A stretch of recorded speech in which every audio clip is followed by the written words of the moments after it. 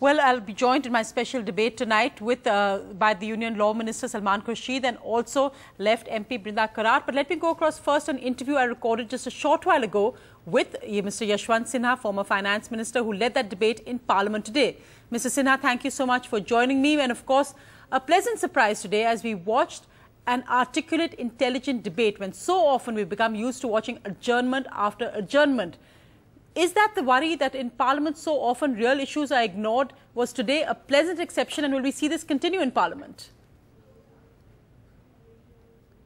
It happens quite often in Parliament that we meet and we discuss and debate issues.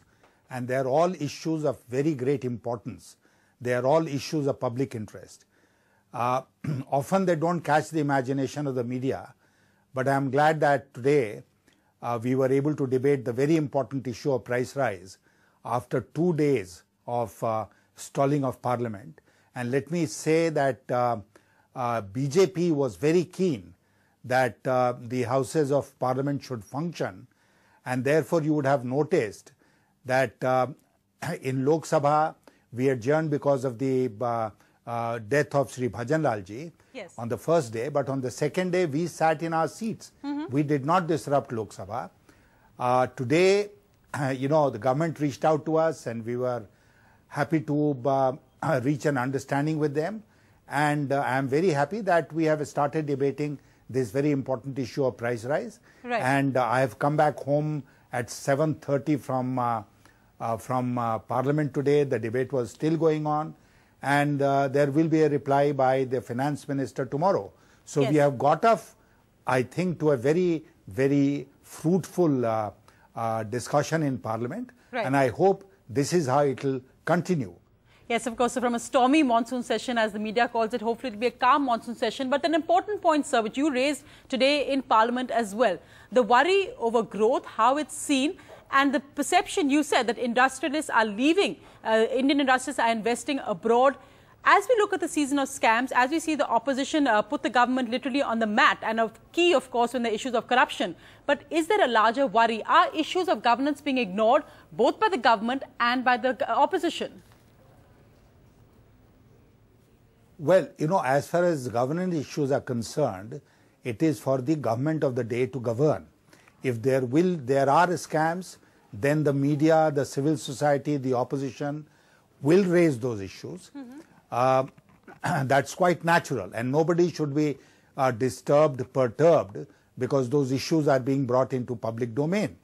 But having said that, I would still say that it is for the government to reach out to the corporates, it's the government to reach out to the farmers, it's the government to reach out to other people in economic field and make sure that they are not overtaken by cynicism. Right. When I was quoting the figure that last year the total net outflow from India in terms of investment was $44 billion compared to an inflow of $27 billion. I was pointing out this, there is some cynicism, there is some lack of confidence among the Indian corporates. That's why they are going abroad and investing there instead of investing their money in India. That's not a good sign. Of course. Right. Well, I'm going to come back to that interview with Mr. Sinha, but let me go across to my live guest tonight, Law Minister Salman Khurshid and Brinda Karat of the CPIM. Thank you both very much for joining me. Mr. Khurshid, has the government forgotten how to govern? We've seen the opposition make this point and again, and it's not just the opposition. With recent figures being released, key corporates making this point as well and voting with their feet, as it were, with investment going abroad. Is that the larger crisis facing us today, rather than the whole tu meme on scam after scam after scam that we see? Well, I think there are points of concern, but it's not a crisis. There are good signs if Indians and Indian corporates become multinational and go and spread their wings across the globe. Why should we insulate ourselves from what's happening in the rest of the world?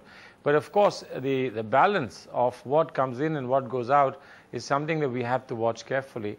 And there has been a concern. There has been a concern that the investments that were coming in have slowed down, and largely slowed down because there are issues of second generation reforms. Some reforms we haven't yet been able to push through. And I would imagine that while it's primarily our responsibility, but the entire political class and certainly important political parties, the main opposition, have to accept a degree of responsibility as well. To oppose anything we do for opposition's sake is something that you have to resist now, I think, in the opposition.